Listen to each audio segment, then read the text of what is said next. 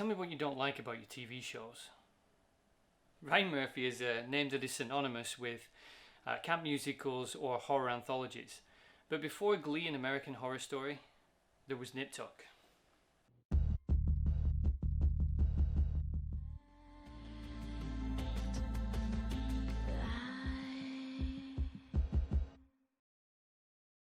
Nip Tuck is an American drama series focusing on two plastic surgeons based in Miami and their never-ending slew of weird and unusual surgery cases. Dylan Walsh plays Sean McNamara, essentially the good-natured straight family man with family values, while Julian McMahon plays the egotistical serial womanizer Christian Troy. They're joined by a solid cast of both younger and older actors who are honestly equal to their leading members.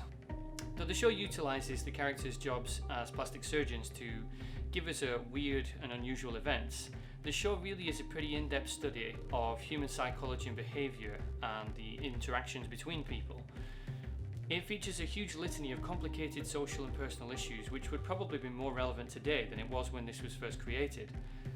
The show had 6 seasons and they explored a vast array of topics, from the fragile nature of the male ego and the family unit to the complexities of being a post-op transsexual in modern society and the perceived value of beauty. Honestly, there's way more than that in between as well. I just don't have time to cover them all in this review. Throughout its 6-season run, it was nominated for many Emmys and many awards for its acting and for its prosthetics and makeup, and in 2005 was awarded a Golden Globe for Best Drama TV Series. So what makes this show so great? Let's find out.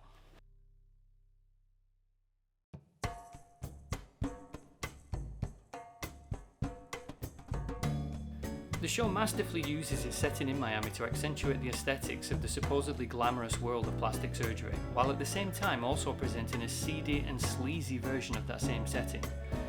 This helps to give the show a very distinct visual identity and flair, which helps make it a very engaging series from a visual perspective.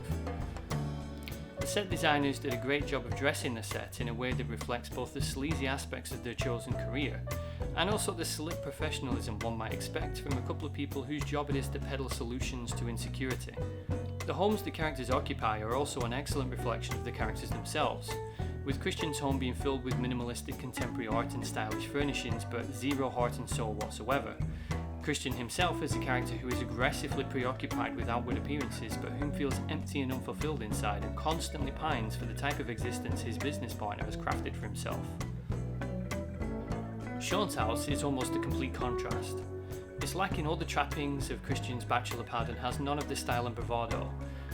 Essentially, it's a warm family home, with Sean's home often colour graded in warm, homely colours, while Christian's is often graded in cooler tones. Sean's home is filled with evidence of life, while Christian's is an example of a very stylish looking empty space. Perhaps the most fascinating visual aspect of this show are the surgeries themselves. As a person who regularly attends orthopaedic surgery to provide medical imaging to surgeons, I can tell you that the way that they represent surgeries and surgeons in the show is pretty dead on. The gory and darkly fascinating surgical procedures that we see in the show are thankfully not censored or toned down, and provide an interesting juxtaposition of how brutal and gory the process of surgery is, by comparison to the glamorous public perception of it. The surgery scenes are often the times when the characters get to demonstrate their supreme skill at what they do, and also serve as a visual reminder of their talent and meticulousness, which can often be lost in the drama. The surgery scenes are incredibly realistic, and there's honestly very little difference between the fictional scenes in this show and the actual surgeries that I've been part of. The surgical cases themselves are often strange and unusual, or sometimes challenge the moral core of the surgical duo. Some examples of these include the woman whose lips were blown off her face in a stove explosion, who asked the doctors to surgically transpose the lips from her hoo-ha onto her face as a way of finally getting her husband to kiss the downstairs lips that he'd always refused. There was a lady who missed her dead husband so much she hired Sean and Christian to inject his ashes into her saline breast implants. It's then later revealed that she was actually his mistress and stole the ashes from his wife. There was another case where the removal of shrapnel from a woman caught in a blast of a terrorist suicide bomber, and the shrapnel is later revealed to be fragments of bone from the dead terrorist. There are plenty of unusual, shocking and interesting surgical cases to keep you occupied even if the main plot threads aren't grabbing you.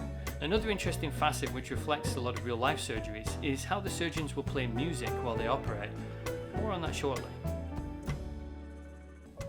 While the direction and editing are nothing to shout about in the show, those things are done well enough that they won't detract from your enjoyment of the show, and you'll rarely find yourself feeling visually bored or losing interest. There are also some excellent editorial misdirections which I'm not going to spoil in case you do decide to give the show a go.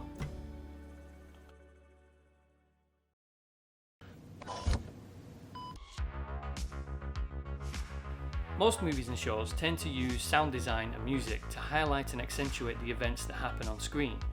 Nip Tuck does it slightly differently, and almost makes the music a character itself. Much like the visual aspect of the surgeries, the sound design is equally brutal at times, and doesn't hold back on the sometimes sickening cracks and pops that you would expect to hear when bones are being reset and shaped with mallets and chisels.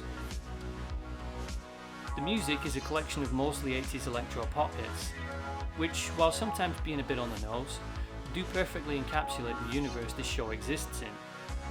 Certain musical cues even become completely synonymous with particular characters.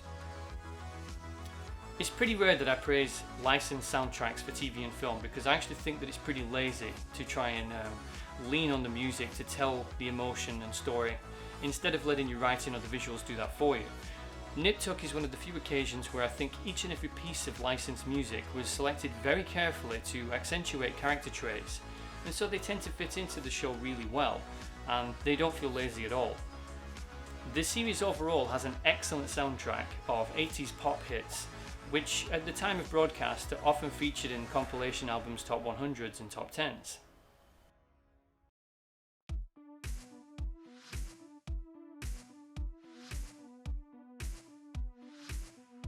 While the performances at times can be a little overdramatic, in general, every single performer nails their role and gives very engaging performances. Usually in strong shows like this, the primary cast are great, but the supporting cast tend to not be as strong. Nip Tuck manages to generate excellent performances from every single cast member, and it's very easy to connect with them on a variety of levels. This is helped by the excellent character writing, which I'm going to get onto in a second. Nip Tuck also featured quite a large cast of celebrity cameos, but rather than just have these roles as excuses to have a celebrity in the show, they were quite often given a role which was quite weighty and significant to either that particular episode or sometimes to the overarching plot for the whole series. Because of this, the cameos performances were always excellent, with only really Alec Baldwin turning in a performance which was more suited to daytime soap than a primetime drama. Just a few of the guest performers included people like Famke Janssen, Alec Baldwin, Joan Rivers, Peter Dinklage, Rosie O'Donnell, Bradley Cooper, Larry Hagman, Melanie Griffith, and honestly the list goes on, there's way more than I've just listed. While most of these only appeared for an episode or two, some of them managed to stick around for almost an entire season. But the one thing they all had in common, whether their role was short or long, was that they were all significant, they were all interesting and captivating, rather than just being there to provide star quality. My celebrity cameo pick of the show actually goes to Mario Lopez. Yeah, that Mario Lopez, who showed in Nip Tuck that he's actually a far better actor than his Saved by the Bell days would have you believe.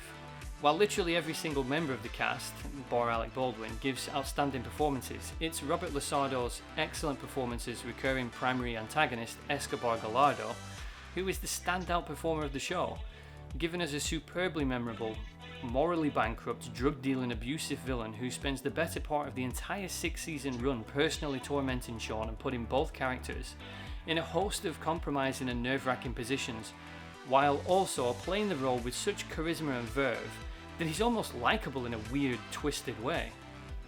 Primary cast members Dylan Walsh and Julian McMahon have great chemistry together, and are easily believable as longtime friends with a complicated history together. At the time, McMahon was constantly linked with the role of James Bond, and it's easy to see why based on his performance in this show. The secondary characters often share a similar amount of screen time, and also affect the plot in significant ways. So it's a good job that they too gave excellent performances, with even the younger performers managing to avoid being wooden or annoying, and they carry a large chunk of the screen time.